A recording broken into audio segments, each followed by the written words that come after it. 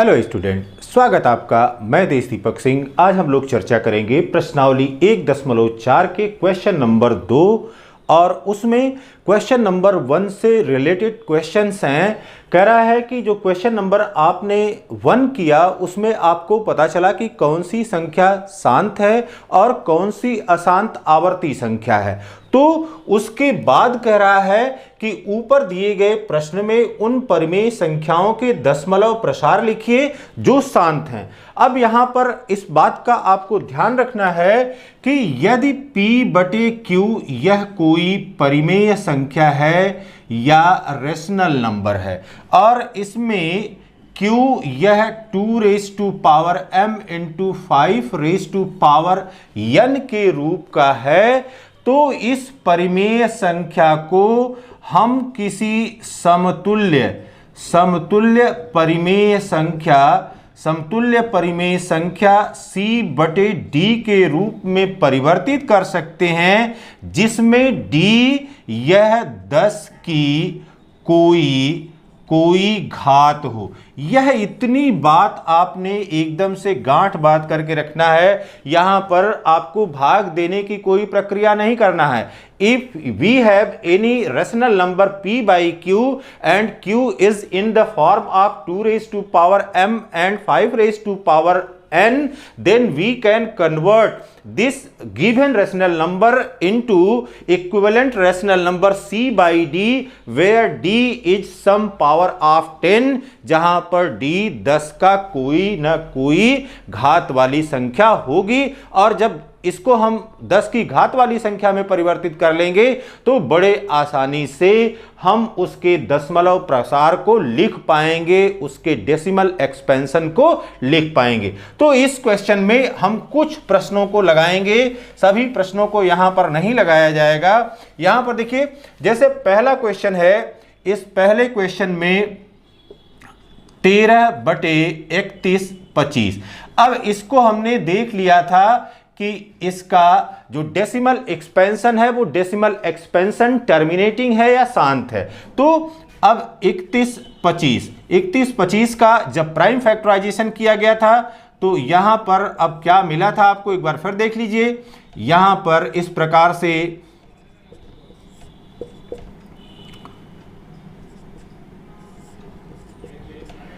प्रकार से हमको मिल गया था, यह बराबर हो गया 13/31/25 को हम लिख सकते हैं 5 के घाते 5 लिख सकते हैं।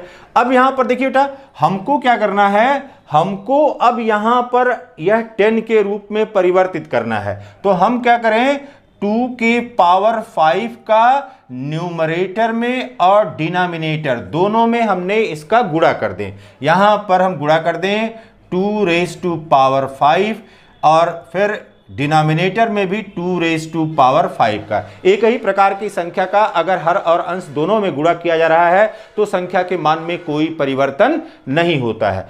अब इसको लिख सकते हैं 13 × 2 के घाते 5 बटे इसको लिख सकते हैं 2 के घाते 5 × 5 के घाते 5।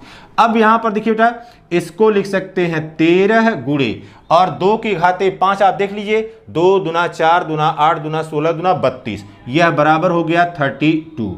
अब इसको लिख सकते हैं 2 × 5 और इसकी घात 5 लिख सकते हैं। अब यह बराबर हो गया, डिनोमिनेटर में देखिए यह हो गया 10 के घाते 5। 10 के घाते 5 हो गया, 2 × 5 10 हो गया और 10 के घाते 5 हो गया। फिर देखिए, अब यहां पर अगर हम 32 × 13 कर लें तो ये हो गया 3 दूना 6 और 3 त्रिके 9, 1 दूना 2 और 1 तिहाई 3, ये हो गया 6 9 2 11 को 1 हाथ में 1 के और 3 1 4, यह बराबर हो गया 416। ठीक, अब इसको लिख सकते हैं 416 बटे 10 के घाते 5। देखिए 1 लिखा, 1 2 3 4 और 5 लिख दिया। अब यह बराबर हो गया सीधे सीधे 0.00 और 416। अब इसका डेसिमल एक्सपेंशन आपने बिना कोई भाग देने की प्रक्रिया किए हुए बड़े आसानी से आपने प्राप्त कर लिया कि 13/3125 का जो डेसिमल एक्सपेंशन होगा वह 0.00416 के बराबर होगा। फिर देखिए बेटा, इसी क्वेश्चन का दूसरा पार्ट लेते हैं जो कि टर्मिनेटिंग है, उन्हीं पर केवल यह चर्चा करना है। क्वेश्चन नंबर 2 का जो दूसरा भाग जो टर्मिनेटिंग हमको मिल रहा है यह है 17/8। अब 17/8 को लिख सकते हैं 17/2 के घाते 3। अब फिर देखिए यहां पर इस डिनोमिनेटर को हमको 10 के रूप में परिवर्तित करना है, 10 की किसी घात के रूप में परिवर्तित करना है। तो अब यहां पर 5 के घाते 3 और यहां न्यूमरेटर और डिनोमिनेटर दोनों में हमने 5 की घात 3 का गुणा कर दिया। तो यह बराबर हो गया 17 गुणे और 5 के घाते 3, यह बराबर हो गया 125। अब यहां पर यह हो गया 2 गुणे 5 और इसकी घात हो गया 3। अब यहां पर कर लीजिए पहले 125 गुणे 17, 7 पचे 35, 5 हाथ में आया 3 की, 7 दूनी 14, 3 17 7, हाथ में आया 1 की, 7 1 कम 7 1 8, 1 पच्चे 5, फिर 1 दूना 2, फिर 1 1 कम 1, यहाँ पर हो गया 5, 7 5 12 को 2, हाथ में आया 1 की, 8 2 10, 1 11, यहाँ पर ये हो गया 21 25। अब यहाँ पर देखिए बेटा यह बराबर हमको मिल गया 21 25 और डिवाइडेड बाय 10 की घात 3। अब इसको लिख सकते हैं 21 25 बटे 1000, 21 25 बटे 1000 हो गया। अब यह डायरेक्ट आ गया 2.125।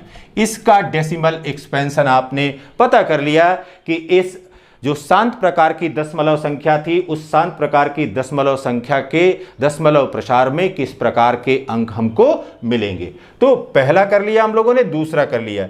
अब देखिए यहां पर चौथा जो है यह है दूसरे का चौथा जो शांत प्रकार मिल रहा है वह है 15/1600। यह बराबर हो गया था 5 3 15 और यह आ गया था 320।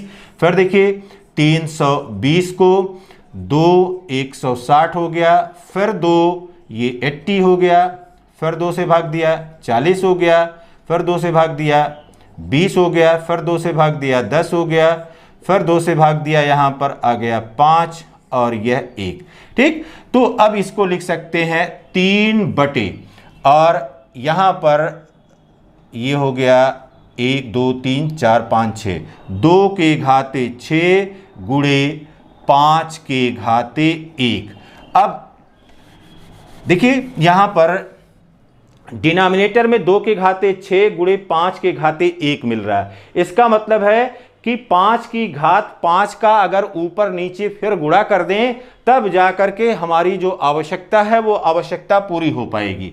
तो यहां पर हो गया 3 बटे 2 के घाते 6 गुणे 5 के घाते 1 गुणे 5 के घाते 5 बटे 5 के घाते 5। अब यहां पर देखिए बेटा यह हो गया 3 गुणे 5 के घाते 5 बटे, अब यह हो गया 2 के घाते 6 गुणे, अब यहां पर घातें जुड़ गई, यह हो गया 5 के घाते 6। अब देख लीजिए यह बराबर हो गया 3 गुणे और 5 के घाते 5 कर लीजिए, 5 के घाते 5, 5 पचे 25, 25 पच्चे 125 और 125 गुणे 5 625 गुणे 5, यह बराबर हो गया 31 25। तो यहां पर हो गया 31 25 बटे 2 गुणे 5 और इनकी घात हो गया 6। अब देखिए बेटा, जो 31 25 आया, 31 25 गुणे, अब 3 का इसमें गुणा कर दें, 3 5 15, 5 हाथ में आए कि 3 दूना 6 1 7, फिर 3 1 कम 3 और 3 त्रिके 9। अब ये देखिए, यह बराबर आ गया 9375 और ये हो गया 10 के घाते 6। अब ये देखिए बेटा, इसको लिख सकते हैं 9375 डिवाइडेड बाई 1, इसके बाद 1 2 3 4 5 6, ये हो गया। अब यहां पर देखिए सीधे, अब ये हो गया 0.00, अब फिर 939375, तो ये आंसर मिल गया। तो इस प्रक्रिया के तहत आपने यहां पर दशमलव प्रसार को प्रदर्शित करना है और इसी प्रकार से अन्य प्रश्नों को आप बड़े आसानी से लगा सकते हैं। Have a nice day.